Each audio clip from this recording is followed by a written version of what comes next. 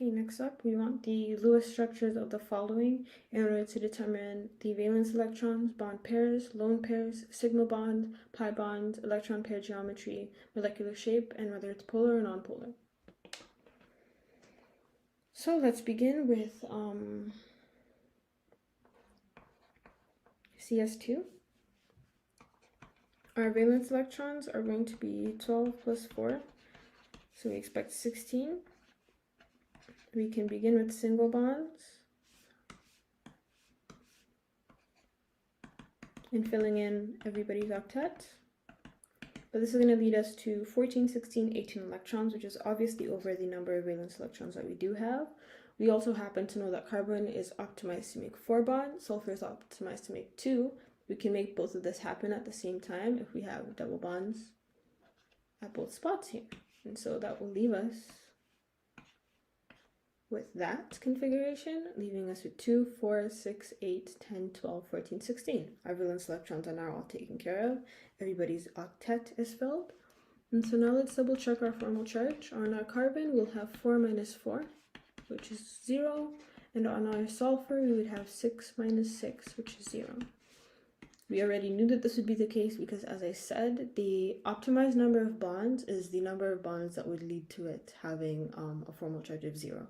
So for example, carbon likes to make 4 bonds because you'd have 4 valence electrons minus 8 over 2 electrons in bonding pairs, so 4 minus 4, minus 0 electrons in lone pairs, giving you 0. Similar to oxygen and sulfur that are optimized for 2 bonds so that you can have 6 valence electrons minus the 4 electrons in the, 4 over 2 electrons in the bonding pairs minus the 4 electrons in the lone pairs, which is 6 minus 6, yielding 0. And so that's an easy way to just ensure that you have everything checked. And so now that we know that this is our structure, let's count our valence electrons. Already counted. Our bond pairs, we have 1, 2, 3, 4, so 4 bond pairs, no lone pairs, sigma bonds. So sigma bonds are the initial contact / the initial bond that you make. And so we have 1 initial bond here and 1 initial bond here. So we have 2 sigma bonds. And then the pi bonds are the added bonds that you form to make double bonds and triple bonds and so on and so forth. And so we have 1 extra bond here and 1 extra bond here. So again, we have 2 pi bonds. Next up, we'd like its electron pair geometry, molecular shape, and whether it's polar or nonpolar. That goes back to Vesper theory. So we count its steric number. Its steric number is 2. So we have 2 atoms bonded with bonding pairs and no lone pairs. So we just have 2 groups. And it's going to be AX2 because none of them are lone pairs. And then we're just going to come to our chart here. Steric number is 2, 0 lone pair, so it should be linear. And so this is how it's going to look with bond angles here of 180 degrees. And so its electron pair geometry is going to be linear. Its molecular geometry will also be linear. And lastly, is it polar or nonpolar? Let's draw out our dipoles. We have a dipole pointing that way and a dipole pointing that way. And luckily they happen to be equal because it's the same atom. And so these two will completely cancel out, leaving you with a non-polar molecule. And that's it for the first one. Next up, we have H2O. Let's count our valence electrons. You'll have 6 plus 2, leaving us with 8. We're going to have oxygen as our central, and let's put the 2 hydrogens next to it. And we know that they can both only make 1 bond. So that's 2, 4, leaving us with 4 electrons. They can't go on the hydrogen because hydrogen can only make 1 bond, as you said, and only has space for 1 lone pair. And so that's going to be what our structure will look like to ensure all of our valence electrons are taken care of. Our formal charges, on oxygen, we are going to have 6 minus 6, yielding 0. On hydrogen, we're going to have 1 minus 1, again yielding 0. This makes sense. We expected a net formal charge of 0. And so this is definitely our Lewis structure. So now, as I said, valence electrons have been counted. There are 8 bond pairs. we have 2 bond pairs. Lone pairs, we have 2 lone pairs. Sigma bonds, the initial bonds that we form, we have 2 sigma bonds. Pi, do we have any additional bonds here? So any double or triple bonds? Is what that is asking? No, we don't. So our pi bonds are 0. Electron pair geometry and below depends on the Vesper theory. And so let's go about dealing with that. Its steric number is going to be the number of bonding pairs, so 2, plus the number of lone pairs, which is another 2. So that's going to be 4. But to denote that 2 are lone pairs and 2 are bonding pairs, it'll be AX2, E2. So let's go to the chart again. Go to your steric number, and then go right according to how many lone pairs you have. We have 2 lone pairs, so it's going to be bent / angular. And so it should look something like that. To check whether it's polar or non-polar, which is the next question here. So its electron pair geometry is going to be this structure if we then account for what's a bonding pair, what's a lone pair. It's the shape of the electron pairs that you have generally. And so it would be tetrahedral.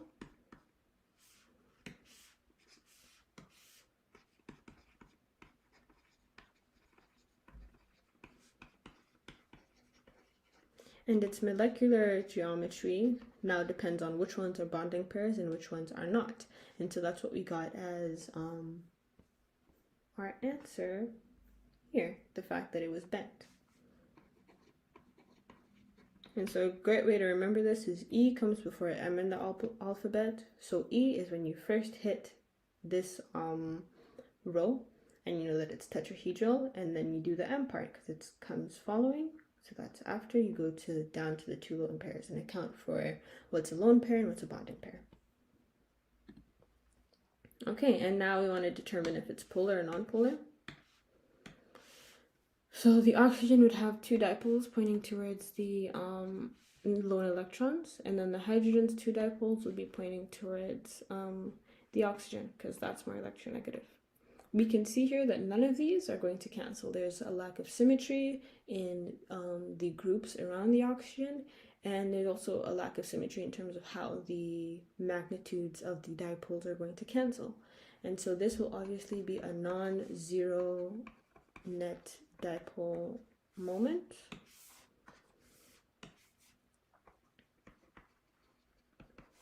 And what that means is that we're going to have a polar molecule. This is expected. We know that water dissolves things so well, both because it's polar and it has hydrogen bonding. On to the next question. CH2O, we begin with our valence electrons. We are going to have 2 plus 4 plus 6. We have 12 electrons. Carbon is going to be our central. Hydrogen, oxygen. You can decide to leave it this way and count your valence electrons. You will definitely get 2, 4, 6, 8, 10, 12. And remember to fill in the outside of carbon. So we have 14 electrons, which is more than what we expected. And so we can fix this by giving oxygen what it wants, which is a double bond, and carbon what it wants, which is 4 bonds. And so that leaves us with that. If you count out the electrons again, that is 2, 4, 6, 8, 10, 12 electrons. This makes sense. If we double check the formal charges, on the hydrogen we will have 1 minus 1, giving you 0. On the carbon we will have 4 minus 4, giving you 0. And on the oxygen you will have 6 minus 4 minus 2, giving you 0, 2. These all make sense. We expected a net formal charge of 0, which means that this is indeed our final Lewis structure. So we can answer A to E. Valence electrons, we counted them. There are 12 valence electrons. Bonding pairs, let's go ahead and count them. We have 1, 2, 3, 4 around our central atom, so 4 bonding pairs. Lone pairs, we can go ahead and count them too. We have none around our central atom, so 0. Sigma bonds are the initial contacts, so 1, 2, 3. 1 initial contact here, so 3 total. And pi bonds, any double bonds or triple bonds, would be the additional bonds in them. And so here we have a double bond, which is the initial contact, and 1 additional bond. So we only have 1 pi bond. And so yeah, and then next up we need to begin with the Vesper theory to answer the rest of the questions. And so we begin with its steric number. For the central atom, we have 1, 2, 3 groups attached to it. So its steric number is 3, and all of these are bonding pairs. That is going to be AX3. Next up, we would like to go to the chart. And we have a steric number of 3 with 0 lone pairs. So that's going to leave us with trigonal planar.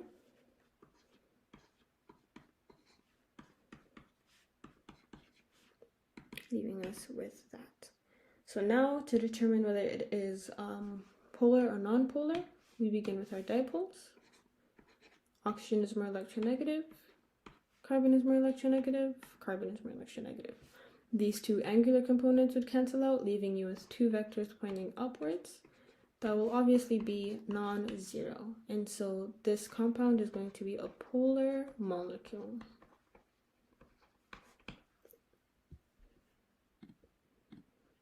Okay, and that's it for that one. Lastly, let's do N2H4.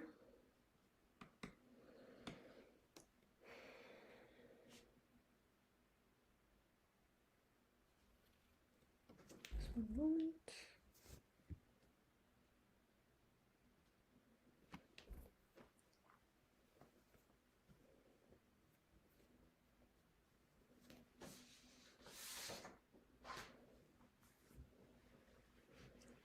So for N2H4, again, let's count our valence electrons. We're going to have 5 by 2, so 10 from the nitrogen, and 4 by 1, so 4 from the hydrogen, which is going to give us 14 electrons. In this case, we don't need to determine the central atom because we have 2. We can already see the symmetry in the way that it's displayed. So let's begin with this general structure.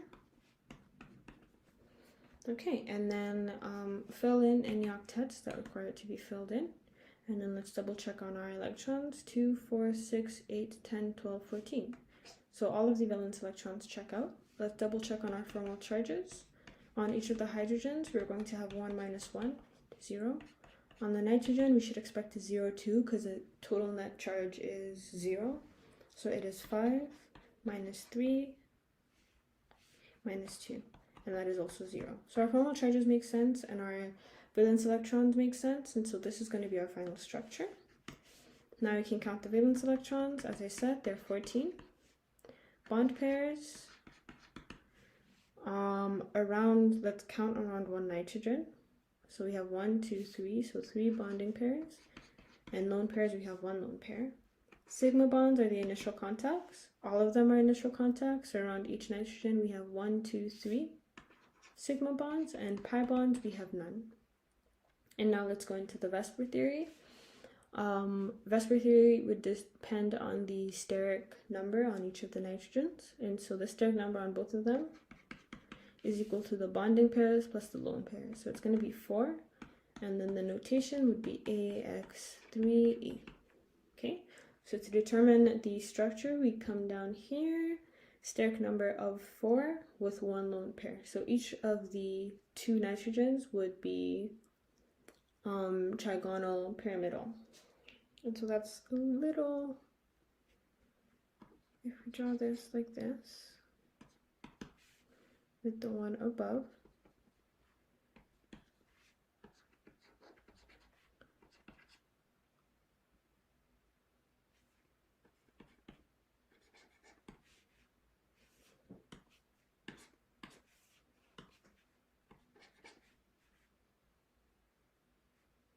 and then this one would also have its 2. It's 1H, and it's 1H behind. So that's how you can think of it. Due to the lack of symmetry that we're going to see here, so what we'd have is 1 dipole going that way, 1 dipole going that way, and the other going this way. Same thing here. Clearly we can see there's a lack of symmetry because of the lone pair of electrons, and additionally the magnitude of the dipoles can't cancel out because nothing is in the opposite direction. And so we're going to have a non-zero dipole moment. And so what that means is we will have a polar molecule for this one.